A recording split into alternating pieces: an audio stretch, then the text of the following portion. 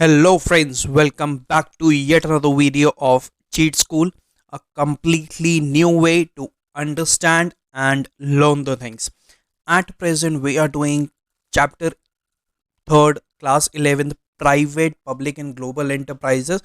और इसके आज जो हमारा चैप्टर है इसके अंदर हम करेंगे what is the role of public sector and what is the government policy towards the public sector since 1991. This is the last topic which we need to cover in this chapter. So without wasting any time, we need to proceed further that what we have to do in this chapter. So हम करेंगे after the independence. So India को जब independence मिली, जब अंग्रेजों से हमारे को छुटकारा मिला 1947 में, उसके बाद गवर्नमेंट को पता था कि हम बाहर से कुछ भी चीज़ इंपोर्ट करते हैं तो इंपोर्टेड जो प्रोडक्ट होता है वो बहुत ज़्यादा महंगा होता है. तो हमारे को इंडियन गवर्नमेंट ने कहा था हमें कर्जा किसी से नहीं लेना, हमारे पास जो खुद के रिसोर्सेज हैं हमें उसी से काम चलाना है, हमें किसी से मदद नहीं लेनी, चाहे हमारे जेब खाली है but we have to be self sufficient. उसी के कारण उन्होंने इंपोर्ट ड्यूटी पे इतने लाइसेंसेस लगा दिए थे कि कोई जना बाहर से इंपोर्ट कर ही नहीं सकता था. तो इंडियन गवर्नमेंट का मेन गोल वही था कि हमारे को कर्जे में नहीं डूबना, हमें सेल्फ सफिशिएंट बनना है for the resources which we already have. So 1947 के बाद जो हमारी फर्स्ट पॉलिसी थी that is only and only of self sufficiency, जिसके ऊपर हमारा इंडिया का आफ्टर इंडिपेंडेंस जो इकोनॉमी है वो हमारी आगे बढ़ रही थी. But the major change came on 24th of July 1991, जब हमारे प्राइम मिनिस्टर साहब Manmohan Singh, who is the great economist, जिन्होंने हमारी सोसाइटी को बहुत कुछ दिया, हमारे इंडिया को बहुत कुछ दिया है.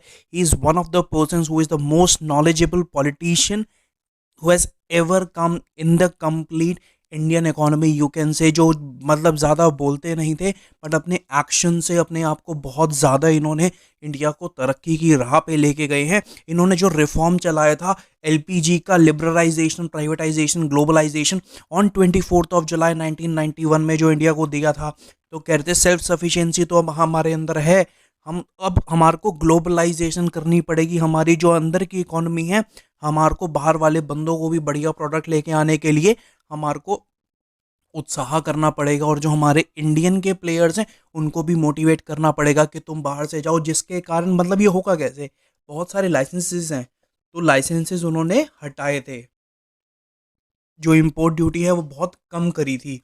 So that is the thing जो हमारे मनमोहन सिंह थे, इन्होंने रेस्ट करी थी history, the man who transform the Indian economy. 24 जुलाई को इन्होंने पूरी इंडियन इकोनॉमी को ट्रांसफॉर्म कर दिया था.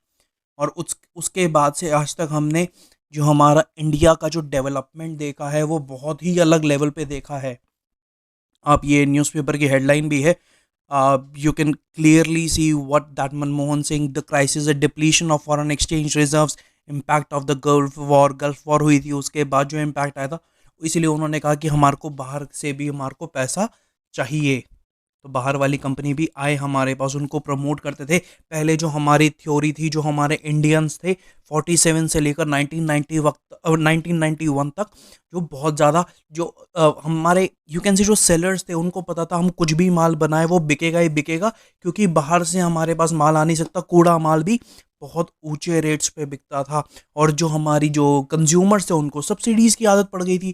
कह रहे हैं अभी हम ये सब ख़त्म करेंगे बेटा, अब आराम से काम नहीं चलेगा. अगर आपको बिजनेस करना है, अगर आपको धंधा करना है तो आपको तरीके से काम करना पड़ेगा, आपको कंपटीशन में रहना पड़ेगा, क्योंकि ग्लोबल प्लेयर्स आपको जीने नहीं देंगे. आपको खड़े होके कस्टमर को कस्टमर के नज़रिए से एक बढ़िया वैल्यू का प्रोडक्ट उसको ऑफर करना पड़ेगा.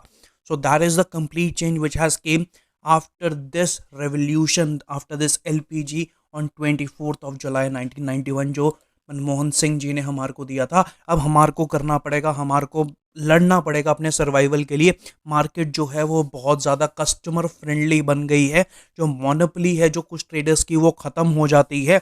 Monopoly of some traders will be manage as the new companies can come and can provide value to the customers at more competitive price.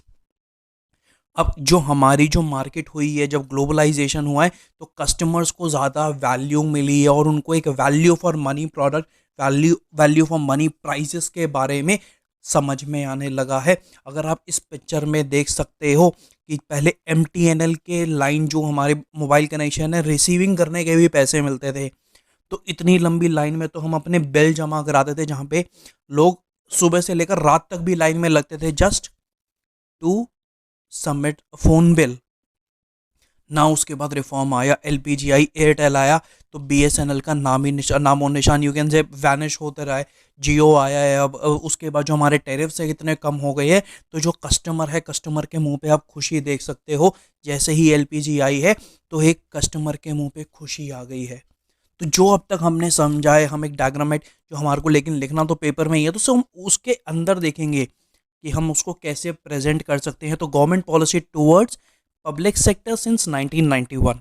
सो तो गवर्नमेंट जो न्यू इंडस्ट्रियल पॉलिसी आई थी वो कब आई थी? 24 जुलाई 1991। The new industrial policy establish in 1991 sought substantially to deregulate industry as to promote growth of a more efficient and competitive industrial economy। तो एक competitiveness हमने industry में डाली जिसके कारण हमारे जो कस्टमर्स हैं उनको वैल्यू मिले। जो मेन एलिमेंट्स थे इंडस्ट्रियल पॉलिसी के अंदर वो क्या क्या थे? सबसे पहला जो पॉलिसी है वो इनकरेज क्या कर रही थी? डिसइन्वेस्टमेंट ऑफ गवर्नमेंट्स, क्योंकि गवर्नमेंट ने डिसइन्वेस्ट करा है तभी तो प्राइवेट प्लेयर्स उसके अंदर घुस पाए हैं।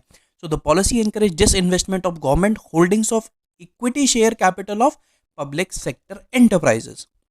और उसके बाद हम करते हैं इंडस्ट्रियल लाइसेंसेज जो है वो एबॉलिश को हुई थी of all the project accept in 18 industries. 18 industries को छोड़ के जितनी भी इंडस्ट्रीज थी उनके ऊपर से लाइसेंसेस हटा दिए गए। With this 80% of the industry was taken over by the licensing framework. जो लाइसेंस फ्रेमवर्क 80% जो इंडस्ट्री थी उसके ऊपर से हमने हटा ही दिए थे। अब उसके बाद क्या आता है, यू विल सी कि हमारा ये मतलब ट्रांसफॉर्मेशन कैसे हुआ। So areas reserved for the public sector were narrow down, वो कम हुए। पहले कितने हुए थे? And the greater participation of the private sector were permitted in core and base industries. जो मेन इंडस्ट्रीज थी, जो कोर इंडस्ट्री थी, वही सिर्फ और सिर्फ पब्लिक सेक्टर के पास थी, बाकी सब हमने डिसेंट्रलाइज कर दिया to the private sector. The new policy reduce the number of areas reserved from 17 to 8। Furthermore हमने बाद में देखा पहले तो 18 इंडस्ट्रीज थी, फिर 17 हुई, फिर 8 कर दी। And these 8 are mainly those involving strategic and security concerns. जो सिक्योरिटी कंसर्न्स के ऊपर, जिसके ऊपर पूरी मोनोपोली, जिसके ऊपर पूरा यू कैन से होल्ड है पूरे इंडिया का, जो वन एंड ओनली हो सकती है, उसी के ऊपर सिर्फ पब्लिक सेक्टर टेका था। लाइक रेलवेज है, एटॉमिक एनर्जीज हैं, तो हम किसी प्राइवेट प्लेयर को नहीं दे सकते। That's why it is with the public sector. And public sector units हैं वो प्रोवाइड करी थी great economy and professional management that could be helpful for generating reasonable profits through a memorandum of understanding between enterprise and a concerned authority through which the targets that the enterprise has to achieve were set up। उसके कारण हमारा memorandum of undertaking it is somewhat you like से like public private partnership जो हमने पिछले videos में करा है, उसके बेसिस के ऊपर भी हम कह सकते हैं कि हमने इसको इनकरेज करा है। द मोनोपोलीज जो थी, the monopolies and restrictive trade practices act was repelled to eliminate the need for the prior approval by large companies for capacity expansion and diversification। So जो monopolies MRTP एक्ट के तहत जो हमने पहले limitations लगा रखी थी, जो बड़ी इंडस्ट्रीज को एक सेक्टर में घुसने के लिए मना करती थी, वो भी हमने वापस ले ली। तो जिससे कि नई कंपनीज आ सकती हैं, काम कर सकती हैं बहुत अच्छे से और आके पैसा भी कमा सकती है। सो ये तो था हमारा वो you can say the government policy 1991 में इंडस्ट्रियल पॉलिसी जो आई थी उसका क्या इफेक्ट है। Now we have to listen to what is the role of public sector का रोल क्या था, अभी तक क्या चल रहा है रोल। सो अगर आपको पता है यार इंडस्ट्रियल पॉलिसी आई है तो सबसे ज़्यादा इम्पैक्ट किसको पड़ा है? इम्पैक्ट उन जनों को पड़ा है जो मोनोपोली में कुछ भी बना के कुछ भी बेचते थे। तो वो सेलर्स हैं, वो एक्चुअली में आज रो रहे हैं कि हमने पहले अपने आप को इतना एक्सपैंड क्यों नहीं कर रहा। They are literally crying, they have literally cried over that period of time in 1991 when they was not able to establish the complete enterprise, you can say. So the role of public sector has actually cried, and they are still crying as well because they don't want to give that value to the customers. They don't seek that importance over there, because they think that they are completely in an you can say a secure job, but still whenever they need to do the work they literally cry. So the cheat code for the role of public sector is cried, where the role हमारा main क्या होता है, development of infrastructure, roads बनाना, बड़ी बड़ी universities बनानी, जो infrastructure है उस पूरे के पूरे इंफ्रास्ट्रक्चर को डेवलप करने का रोल किसका है, पब्लिक सेक्टर का है। इंपोर्ट का सब्सटीट्यूशन है, इंपोर्ट का अगर हम कुछ चीज़ इंपोर्ट कर रहे हैं तो उसको हम कैसे बदल सकते हैं, कैसी चीज़ है जो हम सेल्फ सफिशिएंट बन सकते हैं इंडिया में, उसी मैचिंग का प्रोडक्ट हम उसके अंदर ला सकते हैं जो कस्टमर के ध्यान में रख के बनाया गया हो, तो वो इंपोर्ट सब्सटीट्यूशन कहता है। Checkout concentration of economic power, C stands for checkout for concentration, किस इकोनॉमिक पावर के अंदर हमारे को ज़्यादा कॉन्सेंट्रेट करना चाहिए। As I have informed before, जैसे 80% इंडस्ट्रीज़ के अंदर था कि हमारा वो लाइसेंसेस ख़त्म हो गए थे। जो हमारी कॉन्सेंट्रेशन इकोनॉमिक पावर है, जो मेन चीज़ें हैं वही पब्लिक सेक्टर के पास रहे, बाकी हम सब दुनिया को दे दे। और रीजनल बैलेंस हमारे को देखना पड़ेगा, ऐसा नहीं हो कि इंडिया में बीइंग इन दिल्ली और being in metropolitan cities like Delhi, Mumbai and Bangalore, इनके पास बहुत पैसा आ रहा है और गांव खेड़ों के अंदर बहुत ज़्यादा मतलब नीचे जा रहा है। तो हमारे को एक पूरे इंडिया को एक तरीके से हमारे को यू कैन से डेवलप करना है, बहुत ज़्यादा बैलेंस ना आ जाए कि मतलब एक शहर तो बहुत ज़्यादा कमा रहे और एक शहर बिलो पॉवर्टी लाइन चल रहा है। That should not be the case, and same is with economies of scale. हमारे को जो स्केल है अपनी इकोनॉमी का, वो हर साल दर साल उसको हमारे को इनग्रेव करना है, उसको हमारे को बढ़ावा देना, उसको हमारे को बढ़िया करना है। So the role of public sector is cried. And इसका आखिरी वो भी है जो ये हमने पूरा करा है, that is government policy towards public sector since 1991 is the last thing.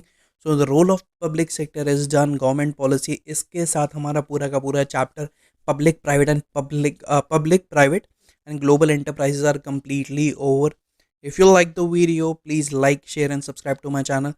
For further information you can always write down in the comment section below, or you can visit to my Instagram page, that is Cheat School YouTube. Thank you.